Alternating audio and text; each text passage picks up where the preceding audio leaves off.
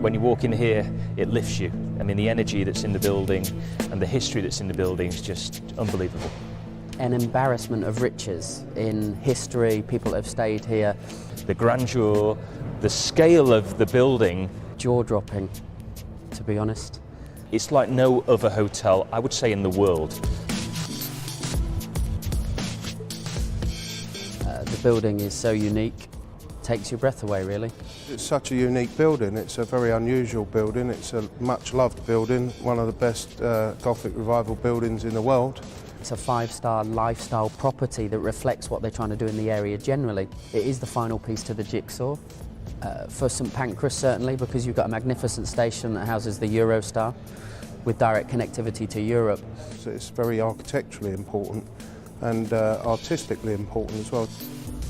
The thing with this building is it's lay on the horizon of the community as somewhat of a myth over recent years. It's lay dormant, it's been boarded up. The beauty is there for everyone to see outside, but actually inside is where the real stories and romance starts to unfold. So I think it's a really, really important building in its community, but also for London. I think the building and the detail of the building makes you raise your game. It really does. The detail that Sir Gilbert Scott did with this building and the Gothic design, and it can't help but make you think about excellence. The most eminent architect in Britain. Scott was really dealing at that time more with cathedrals and churches, so for him to actually come in and deal with the hotel was very unusual. The original details like this roof, you know, put up in 1869, cost £861, 15 shillings and fourpence. Costs us more than that now just for one downpipe, you know. The windows, every window in the building is designed differently and carved differently. That makes us think about how we present our services and we look after the people that are staying here. We'll have about 500 staff in total, and we've got 2 restaurants, 2 bars, a spa, a swimming pool, gymnasium, treatment rooms. So we try and do what Sir George Gilbert Scott did 138 years ago. We're trying to recreate and do justice to what he did with the building, really. So there are various touches that pull through the history and the authenticity of the building, whilst also being quite playful and meaning something to the origination of this location. Probably one of the main features would be the booking office bar. It's actually the most listed part of St Pancras Station. It features an old wooden ticket office where people would buy their tickets, and we've recreated that into probably the best bar in London.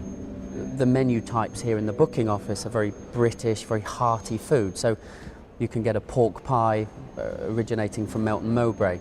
It's incredible. I just love the fact that it's actually now being brought back to life.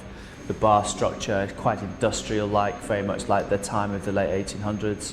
So I think, you know, that with the design and the natural beauty of the place, trying to keep it in keeping with the building, but also, you know, bring it into the modern world as well. We have 245 rooms, of which 38 of those rooms are suites, and probably the best suites in London. 8-metre high ceilings, fireplaces in every room, butler service. I mean, the corridors, the height of the corridors, the grandeur of those rooms are just spectacular. And although the Victorian rooms, and they have the Victorian grandeur and the scale of a Victorian room, there is a modern twist there. We've used Victorian colours, but brought very contemporary furnishings and fittings into those rooms. So the latest TV, the biggest TV, internet, but all within a Victorian chamber. If it was completely restored back to its Victorian glory, we'd get very few people in here because actually the Victorian style was very heavy and overbearing.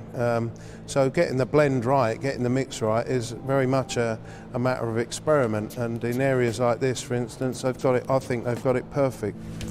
Always, in a Grade 1 listed building, there's always going to be challenges, but the challenges are basically don't drill through to the walls and don't knock things around, respect the place. And fitting a kitchen was tough, but we've worked and moulded the kitchen around the building, so putting the kitchen in was like fitting a beautiful engine into an old place. So it was, yeah, modern day engine in a vintage car. And English Heritage have been fully involved in this, so to a certain extent there are areas of the building that are like a museum that people just want to walk into and look round. They have an interest in its authenticity, its history, its origination, such a legend in the area, really. Yeah, the building did play a massive part on what I wanted to do here, because the building is British. The only thing you can do here is a British restaurant, and British restaurants are brasseries. So from the late 1800s to the present day, sieving through all old cookbooks, recipes and ideas and bringing them to life again. Queen Anne's artichoke tart.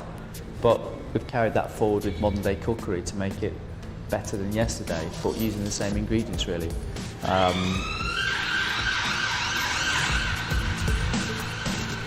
That's London.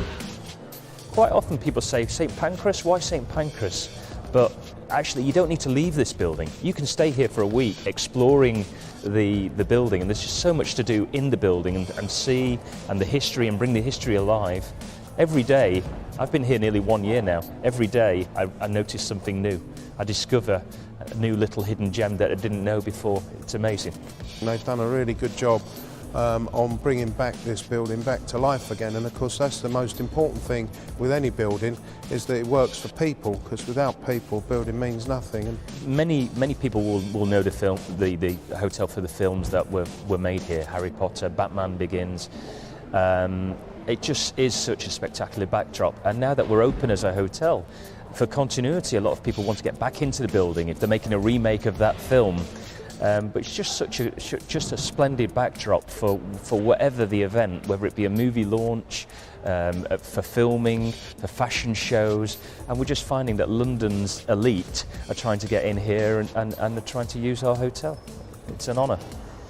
We've worked and trained to get this building ready.